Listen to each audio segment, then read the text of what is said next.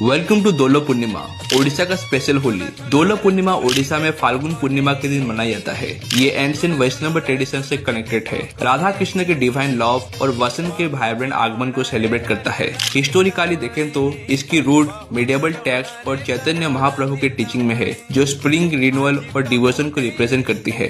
ये दोलो यात्रा के नाम से 6 दिन तक चलता है।